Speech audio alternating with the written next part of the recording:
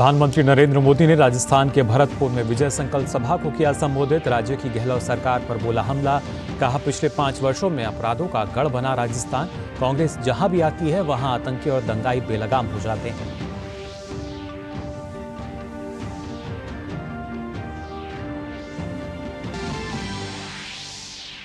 गृह मंत्री अमित शाह ने तेलंगाना के गढ़वाल में चुनावी सभा को किया संबोधित। कांग्रेस और टीआरएस पर बोला हमला। कहा, केसीआर ने युवा और पिछड़े वर्ग के साथ किया धोखा।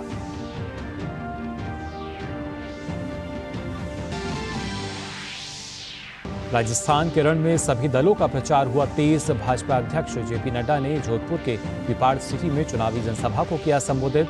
कहा, जहां कांग्रेस का नाम होगा वहां भ्रष्टाचार, लूट और घोटाला होगा।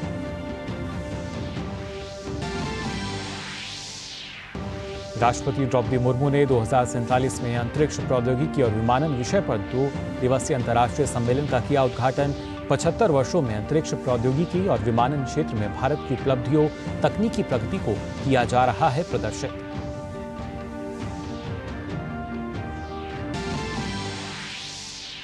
क्रिकेट विश्व कप 2023 के अंतिम रण को लेकर उत्साह चरम पर। प्रधानमंत्री नरेंद्र मोदी मैच देखने के लिए कल जाएंगे अहमदाबाद।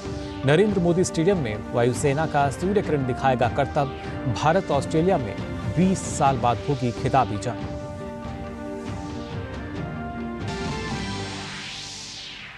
बद्रीनाथ धाम के कपाट बंद होने के साथ ही हुआ इस वर्ष की 4 धाम यात्रा का समापन। दोपहर 3:33 पर 6 महीने के लिए बंद हुए कपाट। शीतकाल में जोशीमठ में विराजमान होंगे भगवान बद्री विशाल।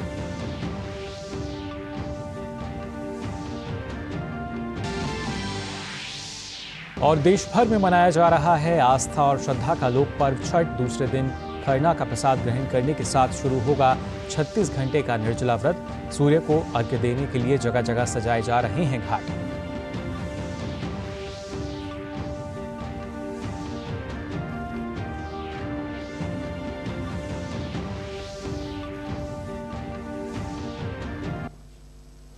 नमस्कार, आप देख रहे हैं डीडी न्यूज और आइए बुलेटिन में सबसे पहले बात करते हैं विधानसभा चुनाव को लेकर।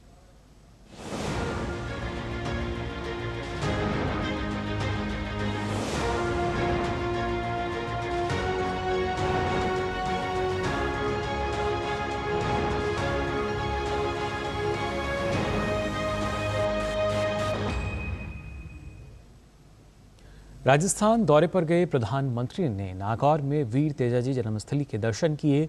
करनाल में बना यह मंदिर लोक देवता के जन्मस्थल पर स्थित है। इसके बाद प्रधानमंत्री नागौर में आज की दूसरी और आखिरी विजय संकल्प सभा को संबोधित करेंगे।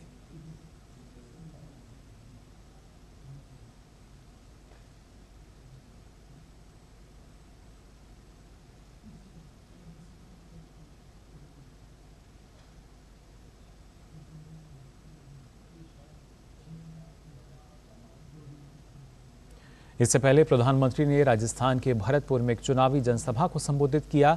उन्होंने कांग्रेस को भ्रष्टाचार और प्रदेश में बिगड़ती हुई कानून व्यवस्था पर आड़े हाथ लिया। प्रधानमंत्री ने कहा कि प्रदेश में महिलाओं के सम्मान की रक्षा भी कांग्रेस सरकार नहीं कर पा रही है, ये शर्म की बात है। उन्होंने विश्वास जताया कि इस बार जनता कांग्रेस को प्रदेश के कोने कोने से साफ कर देगी। कुछ लोग यहाँ खुद को जादूगर कहते हैं।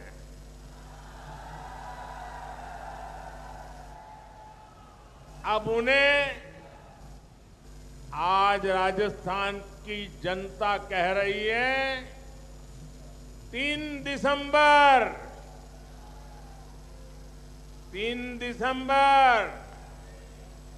कांग्रेस छू मंतर।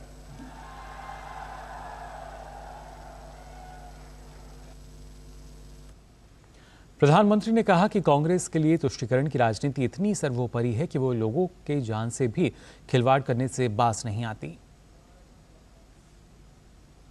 कांग्रेस जहां जहां आती है वहां वहां आतंकवादी, अपराधी और दंगाई बेलगाम हो जाते हैं। कांग्रेस के लिए तुष्टीकरण ही सब कुछ है। कांग्रेस तुष्टीकरण के लिए किसी भी हद तक जा सकती है, चाहे इसमें आपका जीवन तक दांव पर क्यों न लगाना पड़े। साथियों, कांग्रेस ने राजस्थान की महिलाओं के विश्वास को भी चकनाचूर कर दिया। जो मुख्यमंत्री खुद कहे कि महिलाएं रेप के फर्जी मामले दर्ज करवाती है, क्या वो महिलाओं की सुरक्षा कर सकते हैं? पीएम ने कांग्रेस के भ्रष्टाचार पर कटाक्ष किया। प्रधानमंत्री ने कहा कि कांग्रेस वाले मोदी को सिर्फ इसलिए गालियां देते हैं कि मैं प्रदेश में कई लॉकर खुलवा रहा हूं। ये ऐसे लॉकर हैं जहां जनता से लूटी गई गाढ़ी कमाई बंद है। राजस्थान कांग्रेस के लोगों को पूछोगे कि भाई क्या है, वो कहते हैं यार बाकी कुछ भी हो, बस लॉकर न खुल जाए। बाकियों को लग दिखता है, इनको लॉकर दिखता है। इनकी नींद हराम हो गई है कि मोदी लॉकर खोल रहा है और लॉकर में से सोना निकल रहा है, सोना। और कोई ये गलती मत करना कि आलू से बना हुआ सोना है।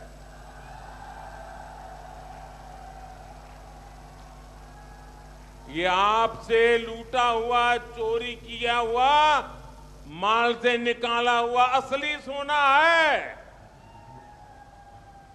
ये काला धन, ये सोने के भंडार जो लॉकर से निकल रहे हैं, ये राजस्थान के नौजवानों को धोखा दे करके लूटे गए हैं। ये पेपर लीक घोटाले का पैसा है। वहीं केंद्रीय गृह मंत्री अमित शाह ने तेलंगाना के जोगुलंबा में एक रैली को संबोधित किया। रैली के दौरान गृह मंत्री ने वादा किया कि भाजपा की सरकार बनने पर तेलंगाना का अगला मुख्यमंत्री पिछड़े वर्ग से होगा।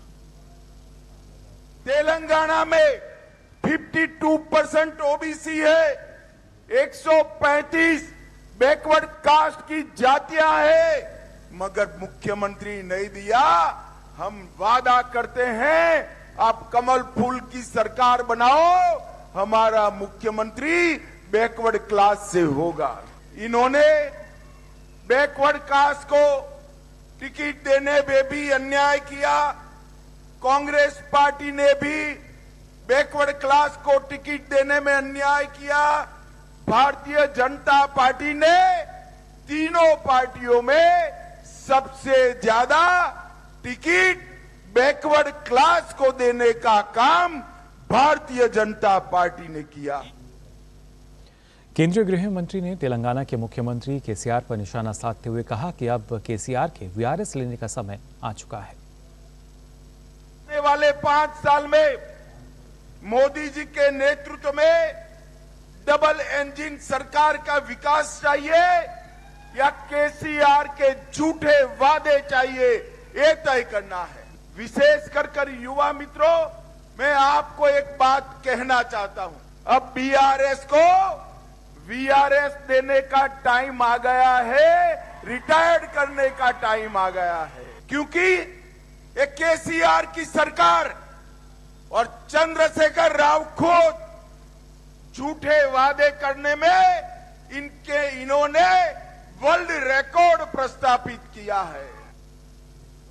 गृह मंत्री और वरिष्ठ भाजपा नेता अमित शाह ने तेलंगाना के नालागोडा में चुनावी जनसभा को संबोधित किया। उन्होंने राज्य की केसीराव सरकार पर निशाना साधते हुए कहा कि केंद्र सरकार ने नालागोडा को स्मार्ट सिटी योजना के तहत 400 करोड़ रुपए दिए, लेकिन वो भी भ्रष्टाचार की भेंट चढ़ गया। उन्होंने जनता से केसीआर की भ्रष्टाचार की कार को मोदी जी के कल्याणकारी काम के गैराज में भेजने की अपील की। बीआरएस के भ्रष्टाचार और केसीआर की कमीशन खोरी को तेलंगाना की जनता जल्द उखाड़ कर फेंक देने वाली है। केंद्र की मोदी सरकार ने नालगोंडा नगर पालिका को स्मार्ट सिटी योजना के तहत 400 करोड़ रुपया दिया, वो केसीआर की भ्रष्टाचार में भेंट चढ़ गया, कोई काम नहीं हुआ। भाजपा नेता अमित शाह ने बीआरएस और कांग्रेस पर निशाना साधते हुए कहा कि दोनों पार्टियों ने प्रमुख अपने संतानों को आगे बढ़ाकर परिवारवाद को बढ़ावा दे रही हैं। मित्रों, कांग्रेस पार्टी और टीआरएस दोनों परिवारवादी पार्टियां हैं। केसीआर अपने बेटे को मुख्यमंत्री बनाना चाहते हैं और सोनिया जी राहुल बाबा को प्रधानमंत्री बनाना चाहती है। हमने तय किया है कि हमारी सरकार बनेगी तो कोई बेटा बेटी मुख्यमंत्री नहीं बनेगा, गरीब घर का बैकवर्ड क्लास का नेता मुख्यमंत्री बनेगा। भाजपा अध्यक्ष जेपी नड्डा ने जोधपुर के पीपाड़ सिटी में चुनावी जनसभा को संबोधित किया। इस दौरान उन्होंने कहा कि जहां कांग्रेस का नाम होगा वहां भ्रष्टाचार, लूट और घोटाला होगा, वहीं जहां भाजपा होगी वहां विकास होगा। जहां कांग्रेस पार्टी खड़ी होगी, जहां कांग्रेस का नाम होगा वहां भ्रष्टाचार होगा, जहां कांग्रेस का नाम होगा वहां लूट होगी, जहां कांग्रेस का नाम होगा वहां घपला होगा, जहां कांग्रेस का नाम होगा वहां घोटाला होगा, जहां कांग्रेस का नाम होगा वहां छलावा होगा, जहां कांग्रेस का नाम होगा वहां परिवारवाद होगा, जहां कांग्रेस का नाम होगा वहां वंशवाद होगा। ये कांग्रेस के साथ जुड़े हुए नाम हैं और जहां भारतीय जनता पार्टी होगी वहीं विकास होगा। भाजपा अध्यक्ष जेपी नड्डा राजस्थान में एक के बाद एक धुआंधार रैलियां कर रहे हैं। जोधपुर के ओंसिया में जनसभा को संबोधित करते हुए जेपी नड्डा ने कहा कि अशोक गहलोत की सरकार ने वृद्धावस्था पेंशन में 450 करोड़ रुपए का घोटाला किया। उन्होंने कहा कि भ्रष्टाचार में शामिल लोगों को 25 तारीख को जवाब देना है। अशोक गहलोत ने इसने तो वृद्धा पेंशन में भी घोटाला कर डाला, यानी वृद्धाओं को भी नहीं छोड़ा। बोलो, घोटाला किया कि नहीं किया? और मालूम है कितने का किया? 450 करोड़ रुपए का। आप बताइए, अशोक गहलोत के भाई ने सब्सिडी का फर्टिलाइजर एक्सपोर्ट किया कि नहीं किया? घोटाला किया कि नहीं किया?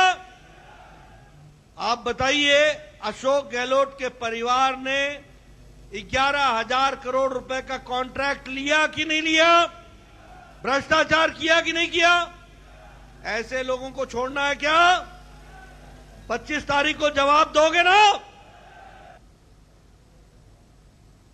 और फिलहाल बुलेटिन में हम यहां रुक रहे हैं छोटे से ब्रेक के लिए। आप बने रहिए डीडी न्यूज पर। अच्छी चीजों में समय लगता है, खूबसूरती निखारने में वक्त लगता है। ब्यूटीफुल डिजाइन्स टेक टाइम, लेकिन केवाईसी अपडेट मिनटों में। केवाईसी अपडेट अब आप घर बैठे बैठे भी कर सकते हैं। Registered email, registered mobile number, online banking से, आधार, ओटीपी बेस्ड ई-केवाईसी से या फिर वीडियो केवाईसी से। यहाँ तक कि अकाउंट भी घर बैठे बैठे खोला जा सकता है। आरबीआई कहता है, इन्हीं से सुनिए, जानकार बनिए, सतर्क रहिए। माँ, ये खीर किसके लिए? आज तेरे दादाजी का जन्मदिन है, उनके लिए। तो मैं दादाजी को क्या दूँ? अपना मोबाइल फोन देना। ये क्या कर रही है? दादाजी के लिए आयुष्मान कार्ड बना रही हूँ। घर बैठे? हाँ। आयुष्मान ऐप पर जाकर अपना या परिवार के सदस्य का नाम लाभार्थी सूची में ढूंढें, आधार, ओटीपी या फेस ऑथ द्वारा ऑथेंटिकेट करें, डिटेल्स भरें। अब मोबाइल से फोटो खींचकर अपलोड करें। दादाजी, ये लीजिए अपना आयुष्मान कार्ड। ये उपहार तो जीवन भर काम आएगा। और एक प्रकार से पीएम जय अब गरीबों की जय बन गई है। 5 लाख तक के मुफ्त उपचार की गारंटी, स्वास्थ्य का वरदान आयुष्मान। ब्रेक के बाद आप सभी का एक बार फिर स्वागत डीडी न्यूज पर। अब आइए खबरों में आगे बढ़ते हैं। उत्तर प्रदेश के मुख्यमंत्री और भाजपा के स्टार प्रचारक योगी आदित्यनाथ ने राजस्थान के जालौर में जनसभा को संबोधित किया। उन्होंने राज्य की कांग्रेस सरकार पर हमला बोलते हुए कहा कि राजस्थान हर क्षेत्र में पिछड़ रहा है, लेकिन अपराध भ्रष्टाचार के क्षेत्र में राजस्थान आगे है।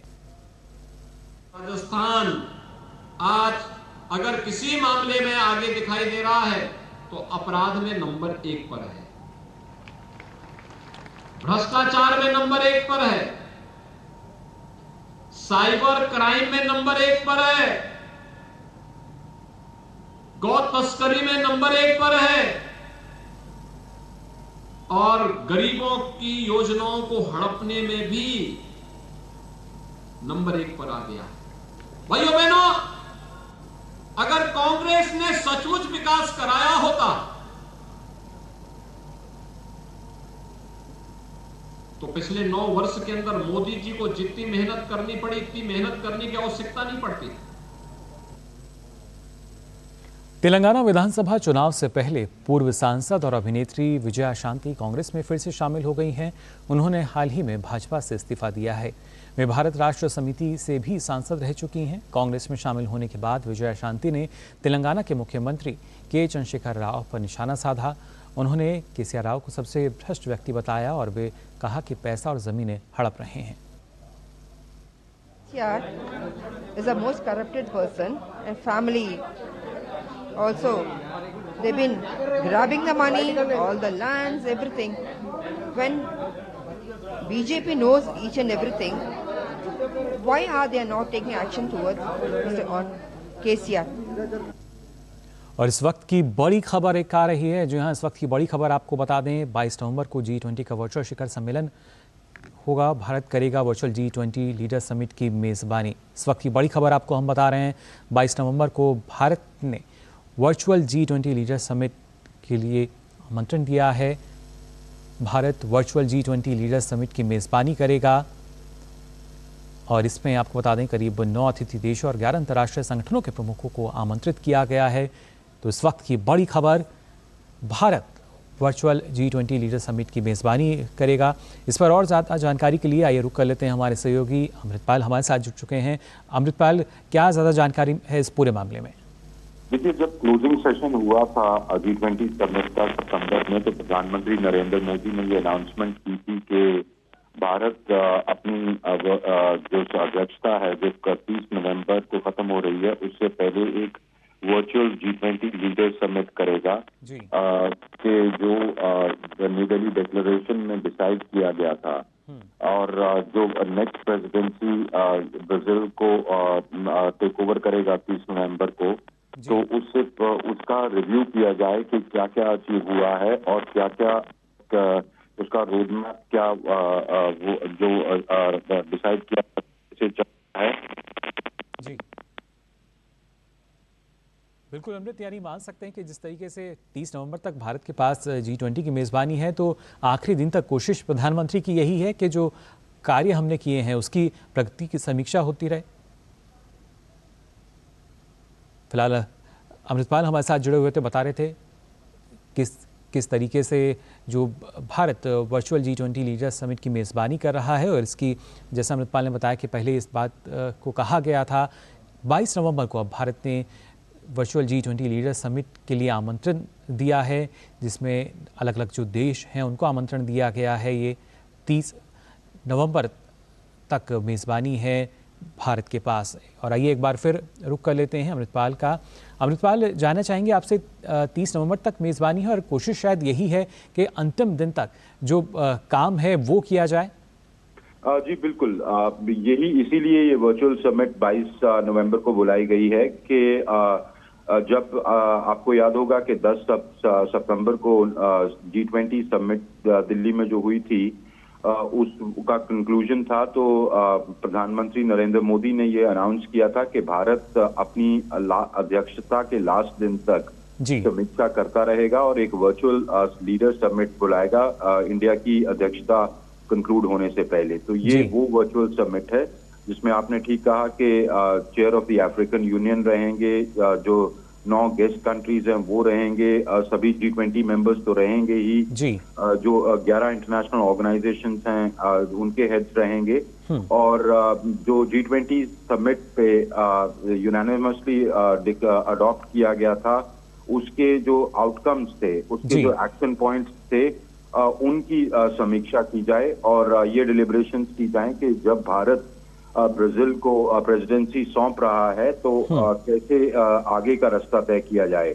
क्योंकि जब आप प्रेसिडेंसी अध्यक्षता सौंप भी देते हैं, आप एक ट्रायो का बना के रखते हैं, जो आउटगोइंग प्रेसिडेंसी होती है, इनकमिंग प्रेसिडेंसी और उसके बाद की प्रेसिडेंसी। जी। तो भारत, ब्राजील और साउथ अफ्रीका, साउथ अफ्रीका ने 2025 में अध्यक्षता टेक ओवर करेगा या 2024 के नवंबर में करेगा, 30 नवंबर को। जी। तो ये तीनों में एक ट्रांजिशन, स्मूथ ट्रांजिशन हो और जो अडॉप्ट किया, जो एग्री किया गया है एजेंडा G20 का, वो स्मूथली इम्प्लीमेंट हो। तो इस वर्चुअल समिट का यही उद्देश्य है।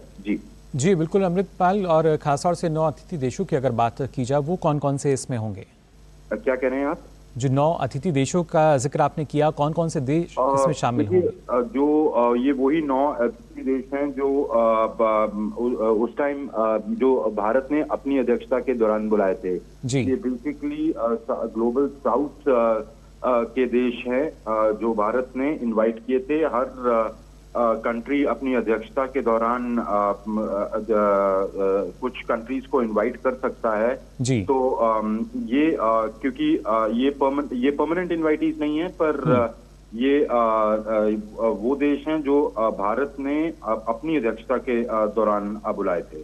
जी अमृतपाल, इसके जरिए क्या एक संदेश भी हम मान सकते हैं, ना सिर्फ G20 देशों को बल्कि अंतर्राष्ट्रीय स्तर पर भी, कि पहले दिन से लेकर आखिरी दिन तक किस तरीके से जो भारत है वो आगे की तरफ बढ़ रहा है, प्रगति पर बढ़ रहा है और जो कार्य है वो लगातार हो रहा है? जी बिल्कुल। भारत की जो एजेंडा था, जो भारत का आउटकम था, भारत का जो प्रायोरिटी थी, वो थी कि आप इसको एक इंक्लूसिव फोरम बनाएं और सभी भारत ने ग्लोबल साउथ की जो आवाज थी वो बहुत सक्षम तरीके से उठाई वहां पर, और वो रिफ्लेक्ट भी हुई न्यू दिल्ली डिक्लेरेशन में। इनफैक्ट मैं एक बात आपको कहना भूल गया कि जो कल वर्चुअल ग्लोबल साउथ समिट हुई है, उसकी जो आउटकम्स हैं वो। चलिए बिल्कुल, बहुत बहुत शुक्रिया अमृतपाल फिलहाल आपका इस महत्वपूर्ण जानकारी के लिए। तो इस वक्त की बड़ी खबर आपको बता रहे थे और अब आपको सीधा ले चलते हैं नागौर, जहां प्रधानमंत्री नरेंद्र मोदी पहुंचे हैं जनसभा को संबोधित करने के लिए। आपने राजस्थान से कांग्रेस की विदाई का काउंटडाउन शुरू कर दिया है। मेरे परिवारजनों, राजस्थान में कांग्रेस ने 5 साल में डगर डगर पर आपको विश्वासघात के सिवाय और कुछ नहीं दिया है। कांग्रेस ने यहां आपको कुशासन वाली सरकार दी। कांग्रेस ने यहां आपको भ्रष्ट और घोटालों वाली सरकार दी, जहां सामान्य मानवी की जान सुरक्षित नहीं, जहां बहनों बेटियों का सम्मान सुरक्षित नहीं। कांग्रेस ने राजस्थान को उस मोड़ पर लाकर खड़ा कर दिया है। और कहते हैं ना कि जुबान पर दिन में एकाध बार सरस्वती आ जाती है, और जब सरस्वती आ जाती है जुबान पर, भले एक पल के लिए आ जाए, तो स्वाभाविक रूप से आपकी जुबान से सच निकल जाता है। और अभी अभी आपके यहां के जादूगर मुख्यमंत्री का ऐसा ही हुआ। यहां के मुख्यमंत्री ने खुद एक सच्चाई स्वीकार की। अभी एक जनसभा में मुख्यमंत्री जी ने खुद स्वीकार किया कि उनके उम्मीदवारों, उनके विधायकों ने कोई काम नहीं किया। ये उनके शब्द हैं, क्योंकि वो यहां अपनी कुर्सी बचाने में ही जुटे रहे। अब ऐसा हाल जिस कांग्रेस का हो, जो अपने में ही खोए हो, वो आपके लिए क्या करेंगे।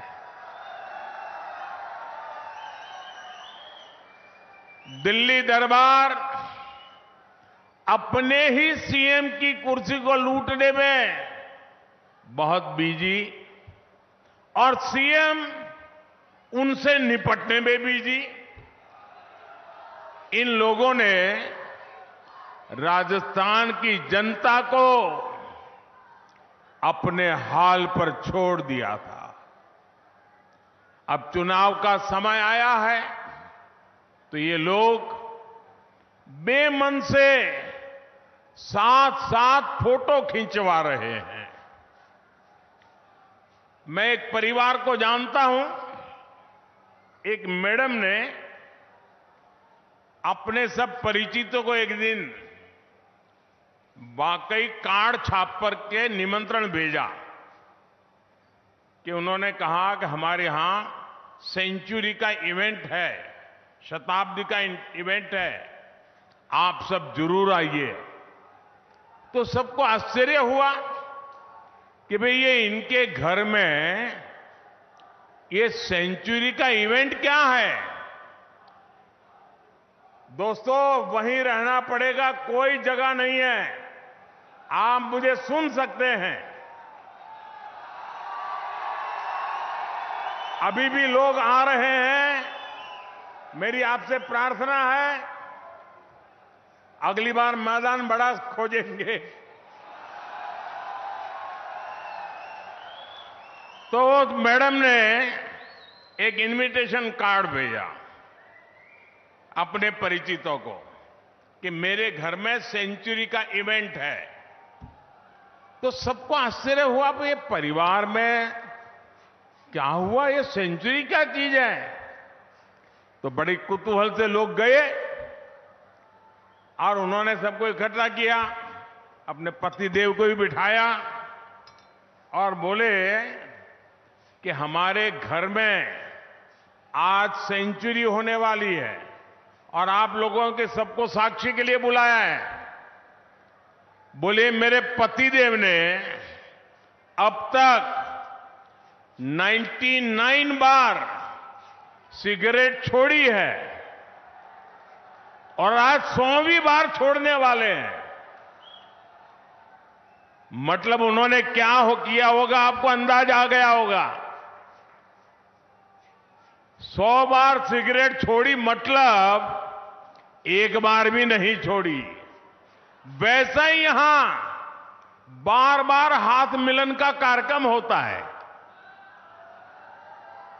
मुख्यमंत्री और उनके जो दूसरे मुख्यमंत्री बनने के बेचारे इंतजार कर रहे हैं और बड़े बड़े दिल्ली से नेता आते हैं, कैमरा वालों को खड़ा करते हैं, फिर दोनों से हाथ मिलवाते हैं। इनका भी हाथ मिलन की सेंचुरी हो गई 5 साल में, लेकिन मिलाप नहीं हुआ। दिल्ली में खटास है, लेकिन ये लोग हाथ मिलाने का दिखावा कर रहे हैं। आज लोग कहते हैं कि पिछले 5 साल राजस्थान में कुल मिलाकर के 5 साल में 100 सीएम थे। 100 सीएम अपने अपने क्षेत्र में हर माफिया, हर दबंग, हर दंगाई खुद को कांग्रेस सरकार के मुख्यमंत्री से कम मानता ही नहीं था। और इसलिए ही यहां बहनों बेटियों पर, दलितों पर, वंचितों पर अत्याचार चरम पर है। प्रधानमंत्री नरेंद्र मोदी नागौर में जनसभा को संबोधित कर रहे थे। उन्होंने सीधे तौर पर कहा कि यहाँ जो सरकार है वो विफल रही है। हर एक क्षेत्र में खासतौर से अपराध की बात की जाए वो बढ़ता हुआ नजर आ रहा है। महिलाओं के सम्मान की बात की जाए या महिला अपराध को लेकर भी जो सरकार है पूरी तरीके से विफल है। और यहाँ सिर्फ जो दिखावा है वो नज़र आता है। बार बार हाथ मिलाने की जो रस्म है, फ़ोटो खिंचाने के लिए वो यहाँ की जाती है। फिलहाल इस बुलेटिन में बस इतना ही, लेकिन देश और दुनिया की तमाम खबरों के लिए आप देखते रहिए डीडी न्यूज़। मुझे दीजिए अनुमति। नमस्कार।